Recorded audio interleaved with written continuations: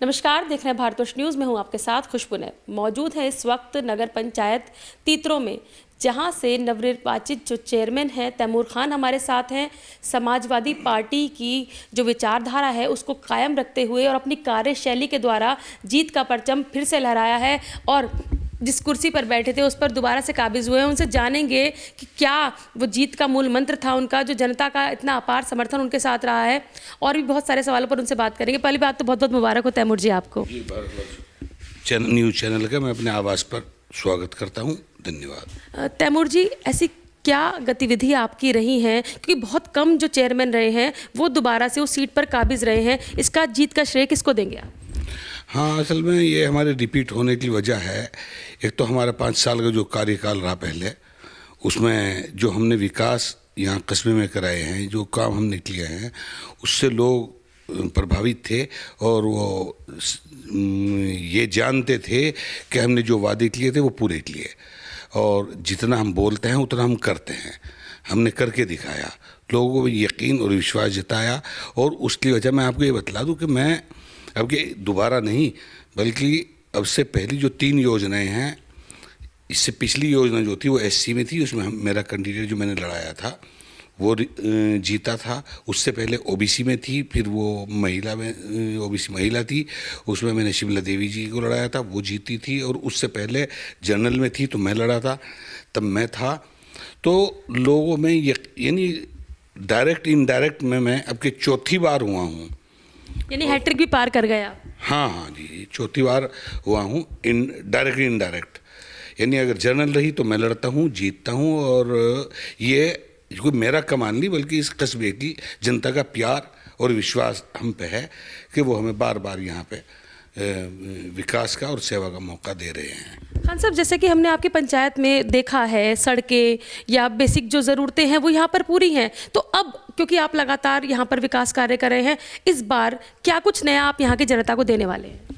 असल में यहाँ पे जो सड़क, बिजली, पानी, जो एक आम जो चेयरमैन का काम होता है वो तो हम यहाँ पे करते रहते हैं, और कोई भी आएगा वो करेगा।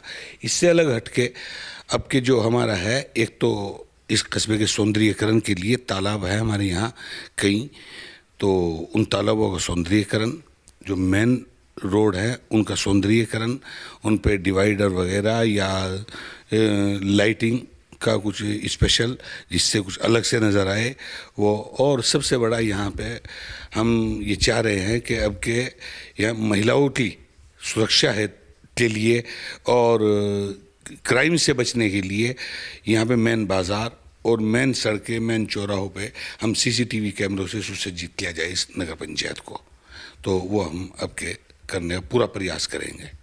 अगर बात करें पूरे उत्तर प्रदेश की, तो समाजवादी पार्टी मुख्य विपक्षी पार्टी उत्तर प्रदेश के अंदर है, लेकिन कहीं ना कहीं निकाय चुनाव में अपना जलवा, क्योंकि फेस का भी चुनाव होता है, सिंबल का, तो क्या लगता है क्या कमी रही भारतीय जनता पार्टी एक तरफा, क्योंकि यहाँ पर तो इस माहौल को नहीं देखा गया, बट बात करें 17 महापौर भाजपा लेकर आई है और भी, तो आप उसको किस तरीके से देखते हैं?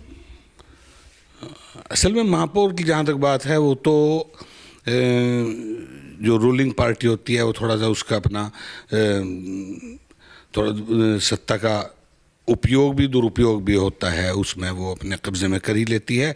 और जो जहाँ छोटी नगर पंचायतें हैं वहाँ पे ईमानदारी से ही अक्सर काम होता है, और वहाँ पे जनता जिसे पसंद करती है, जैसा आप अब के देखने में है कि यूपी में समाजवादी पार्टी बहुत सारे कैंडिडेट की जीत कर रहे हैं। इसका मतलब जनता का रुख जो है वो शायद ये लगता है कि परिवर्तन चाह रहा है, और क्योंकि 2024 से जोड़कर देखा जा रहा था इन चुनाव। हाँ हाँ हाँ, बिल्कुल बिल्कुल बिल्कुल 2024 से ही जोड़कर देखा जा रहा है।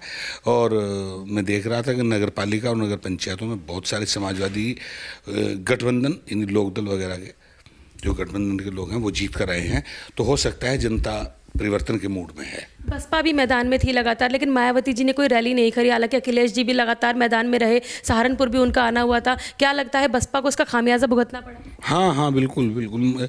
असल में बसपा को तो आज भी विपक्ष जो है, ख़ास तौर से मुस्लिम कम्युनिटी, उसे भाजपा की बी टीम के रूप में ही देखती है। और जब चाहे वो बीएसपी जब जब सत्ता में आई तो उसने अपनी सीटों का, अपनी विधायक हो या अपनी पावर का या उसका बैंक वोट हो, उसको बीजेपी ही को फ़ायदा पहुंचा है। चाहे वो उसमें जीत, यहाँ से मुस्लिम वोट पे जीत कर और राष्ट्रपति चुनाव हो या फिर गुजरात के चुनाव हो, उसने हमेशा बीजेपी को फ़ायदा पहुंचाया है। इसलिए मुसलमान और सेकुलर हिंदू उस पर यकीन नहीं करता। अपने तीतरों के आवाम का शुक्रिया किस तरीके से करेंगे आप? जी, मैं तीतरों के आवाम का तहे दिल से शुक्रिया अदा करता हूँ। बार बार मुझे सेवा का मौका दे रहे हैं, मुझ पर यकीन जता रहे हैं। तो मेरी मतलब मैं ऊपर वाले का शुक्र अदा करते हुए कि वो मुझसे इस तरह के काम करा रहा है कि लोग मेरे काम और मेरी बात पे यकीन करते हैं और मैं उनको पूरा करता हूँ।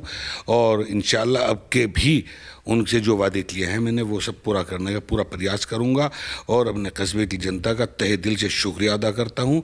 उसने मुझ पर तीसरी चौथी बार आपका विश्वास जताया है और ऊपर वाले से दुआ करूँगा वो जो मैंने उनसे वादे किए हैं और जो लोग मुझसे आशाएं लगाए हुए हैं ऊपर वाला वो मुझसे पूरे करा दे।